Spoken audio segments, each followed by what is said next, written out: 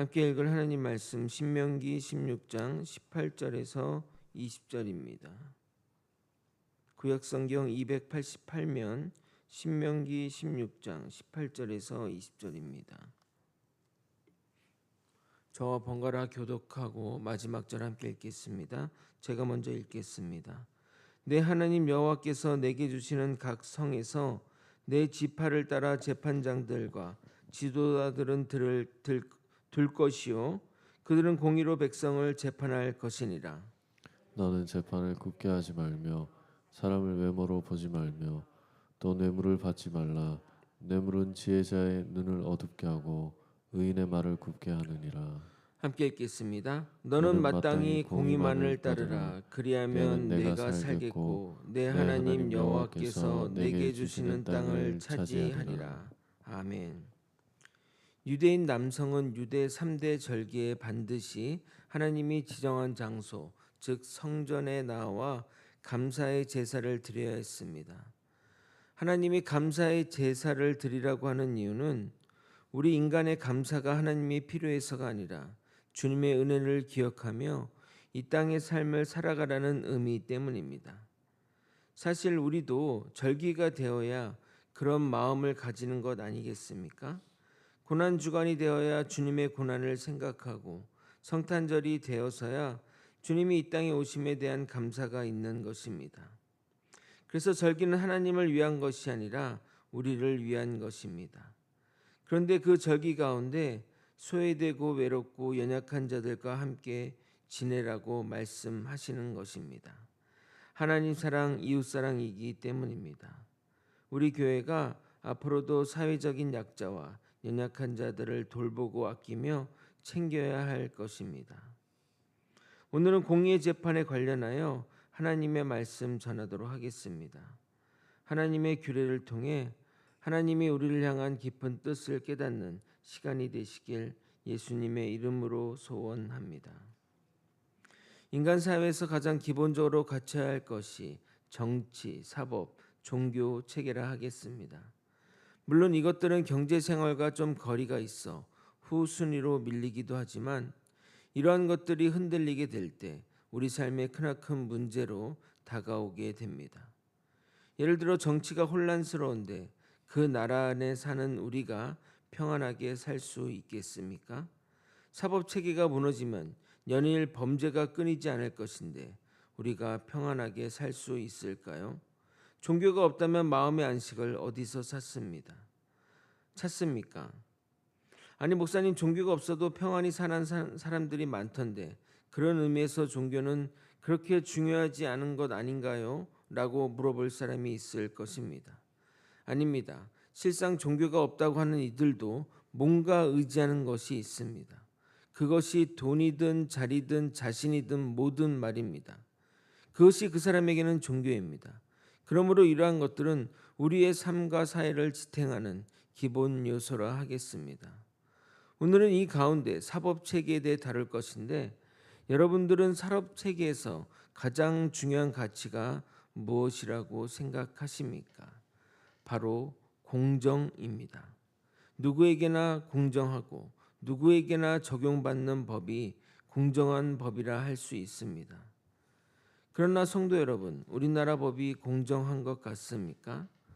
법은 공정하지만 법 적용은 힘 있는 자, 권력 있는 자, 능력자에게 유리한 것은 사실입니다.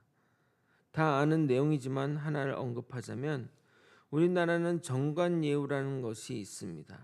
이것이 무엇이냐? 현직에 있던 판검사가 퇴직하고 나선 첫 번째 재판에 대해서는 형량을 달리 적용하는 관례를 말합니다. 한 달 전에 자신이 상관으로 모시던 판사를 변호사석에서 만난다면 어떤 판사가 그것을 무시하고 공정한 판단을 펼치겠습니까? 우리나라같이 인맥이 중요한 나라에서 말입니다. 또한 자신도 언젠가 저 자리에 설 텐데 말입니다. 그래서 정관예우 재판은 평소보다 낮은 형량을 판결받는 것이 확인된 통계입니다. 그런 이유로 재벌들은 수십억을 들여 그런 현직에서 나온 판사나 검사 출신 변호사를 사서 자신의 재판에 활용하는 것입니다. 왜 이런 일이 벌어지는 것일까요? 인간이 하는 재판에는 분명한 한계가 존재합니다. 왜냐하면 판사들의 판결 기준이 궁극적으로 자기의 양심을 따르기 때문입니다. 물론 법률과 판례가 존재하지만 형을 결정하는 것은 결국 판사의 재량에 달려 있기에 자신의 양심이 결정적 작용을 한다는 것입니다. 그래서 현재로서는 실현 불가능한 일이겠지만 모든 재판관은 하나님의 공의로 재판할 때, 즉 하나님의 양심으로 재판할 때 공정한 재판이 이루어지게 될 것입니다. 하나님은 그가 어떤 사람이든, 그가 얼마나 많은 재산을 가지고 있든, 그가 과거에 어떤 일을 했든 상관없이 하나님의 기준으로 하나님이 판단하시기 때문입니다. 18절을 여러분이 다시 한번 읽어보도록 하겠습니다. 함께 읽겠습니다. 시작. 내 하나님 여호와께서 내게 주시는 각성에서 내 지파를 따라 재판장들과 지도자들을 들 것이요 그들은 공의로 백성을 재판할 것이니라. 재판관이나 지도자를 두어 공의로 백성을 재판한다면 누구도 법이 불공정하다느니 또는 누구에게 유리하다느니 말할 것이 없을 것입니다. 그리고 이것은 꼭 재판관에 한정된 이야기가 아닙니다. 18절 본문에 보면 지도자에게도 적용되는 말입니다. 누군가 그룹의 리더가 되어 다스려야 할 때는 반드시 하나님의 양심인 공의롭게 판단하고 결정해야 할 것입니다. 그런데 공의로 재판하는 것이 어떤 것일까요? 율법은 명확하게 인간 재판관에게 공의로운 재판의 기준을 제시해 줍니다. 19절입니다. 너는 재판을 굽게 하지 말며 사람을 외모로 보지 말며 또 뇌물을 받지 말라. 뇌물은 지혜자의 눈을 어둡게 하고 의인의 말을 굽게 하느니라. 인간 재판관이 하나님의 공의로 재판하기 위해 세 가지 기준이 제시되었습니다. 첫 번째는 재판을 굽게 하지 말라는 겁니다. 여기서 굽게의 히브리어 타테의 의미는 뻗거나 확장하거나 구부려서 판단하는 것을 말합니다. 이 말은 특정 사람에게 유리하도록 법을 고의로 왜곡하거나 확장해서 판단하거나 다른 기준을 적용하는 것을 금하는 겁니다. 앞으로 다룰 내용과 비슷한 내용 같이 들리겠지만 이것은 사람에 관련한 것이 아니라 법에 대한 것입니다. 판단 기준인 법을 임의로 변경하지 말라는 겁니다. 그러나 우리 인간의 재판을 보면 법을 임의로 다르게 적용하는 것을 보게 됩니다. 안타까운 현실이 아닐 수 없습니다.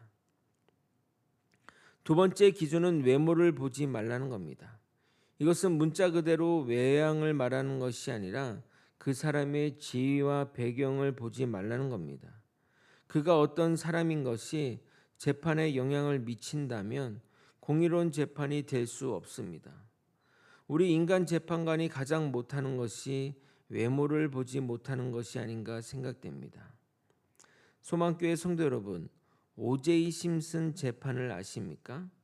미국의 유명한 흑인 미식축구 선수인 오제이 심슨은 이혼한 백인 아내를 살해한 죄로 기소가 되었습니다. 그가 살인한 증거가 살인 현장에 수도 없이 많은데도 불구하고 지문이니 여러 가지 그런 혈흔이니 이런 것들이 많음에도 불구하고 결국 무죄를 받았습니다. 미국 재판 역사의 가장 최고의 흑역사로 알려진 재판입니다. 여러분도 잘 알다시피 미국은 배심원 합의를 통해 판결합니다. 그런데 심슨 측 변호인이 했던 일은 배심원의 성향, 인종 그리고 종교를 따져 배심원에서 백인들을 배제했고 결국 대다수가 흑인들로 채웠던 것입니다. 외모를 보는 사람들은 결국 자기의 편의대로 판결을 해서 무죄가 되었던 사건입니다. 공의로운 세 번째 기준은 뇌물을 받지 말라는 겁니다. 인간 본능은 물질의 약함으로 받는 즉시 판단 기준이 흐려지게 됩니다. 뇌물이 눈을 어둡게 한다는 것은 뇌물을 제공한 자의 잘못을 보지 못하고 재판하기 위해 보아야 하는 것을 보지 못하게 만듭니다. 왜냐하면 양심이 부패했기 때문입니다. 양심이 부패한 사람은 옳고 그른 것을 지식적으로는 판단할 수 있어도 도덕적으로 판단하는 능력을 상실하게 됩니다. 우리는 방송을 통해 또는 뉴스를 통해 뇌물에 눈이 멀어 어처구니 없는 잘못을 저지르는 사람들을 많이 봅니다. 뇌물은 반드시 대가를 요구하기에 드러나지 않을 수 없습니다. 유명한 예화 하나 들려드리도록 하겠습니다. 어떤 사람이 플라톤에게 뇌물을 주며 이렇게 말했다고 합니다. 이 뇌물은 아무도 모릅니다. 그러니 걱정 말고 받으시면 됩니다. 그러자 플라톤은 이렇게 말했다고 합니다. 당신도 알고 나도 알고 신도 알고 있는데 왜 아무도 모른다고 말합니까? 어서 이 뇌물을 가지고 가십시오 라고 말했다고 합니다. 맞습니다. 우리의 모든 것은 주님이 알고 계십니다. 하나님은 이렇게 기준만 제시하고 지키라고 말씀하시지 않습니다. 공의로운 재판의 결과에 대해서도 말씀하십니다. 이 기준을 따라 공의롭게 재판하면 살겠고 땅을 차지하게 될 것이라고 말하고 있습니다. 20절을 여러분이 한번 읽어보도록 하겠습니다. 시작. 너는 마땅히 공의만을 따르라. 그리하면 내가 살겠고 내 하나님 여호와께서 내게 주시는 땅을 차지하리라. 너가 공의로 재판을 하게 되면 심판을 하게 되면 내가 살겠다고 하는 말은 양면성이 있는 말입니다. 공의대로 심판하지 않으면 죽는다는 말이기도 한 것이기 때문입니다. 이 표현 모두 다 종말론적인 표현입니다. 이 땅에서뿐만 아니라 하늘나라에서도 이 행동의 결과를 책임져야 한다는 말입니다. 우리는 명심해야 됩니다. 재판관은 우리 인간을 심판하고 하나님은 이 재판관을 심판하니 궁극적으로 하나님이 우리를 심판하는 것이나 마찬가지라 하겠습니다. 그러므로 우리 또한 이 재판의 결과에 공의로운 재판 결과에 순응해야 할 것입니다. 이렇게 세상이 하나님을 경외하고 공의로 심판한다면 사법의 문제는 사라질 것입니다. 말씀을 정리하겠습니다. 당연히 재판관과 조직의 리더는 공의롭게 판단하고 결정해야 할 것입니다. 법을 굳게 해서는 안 되고 사람의 조건이나 환경을 보아서도 안 되고 뇌물을 받아 잘못에 눈감아서는 안 될 것입니다. 이렇게 공의롭게 재판하는 자는 하나님으로부터 살겠고 하나님이 약속하신 땅을 차지하게 될 것입니다. 이 공의로운 재판이 하나님의 나라를 건강하고 살기 좋은 나라로 만들 것입니다. 우리 모두 각자 자리에서 자신에게 부여된 모든 것에 감사하며 공의롭게 판단하고 주를 따르는 우리 모두가 되시길 예수 그리스도 이름으로 축원드립니다. 아멘. 기도하시겠습니다. 조직의 리더나 또 재판관의 역할을 담당한 사람은 하나님의 공의대로 이 모든 일들을 판단하고 재판해야 할 것입니다. 그것이 하나님의 나라를 만드는 가장 기초적인 요소이기에 우리는 그것들을 따르고 또 그것에 따라 행동해야 할 것입니다. 하나님의 말씀을 따라 순종하며 하나님의 공의로 우리의 양심을 대체하고 하나님의 말씀 따라 순종하는 우리 모두가 될 수 있도록 이끌어 주시옵소서. 사랑이 많으신 예수 그리스도 이름으로 기도드리옵나이다. 아멘.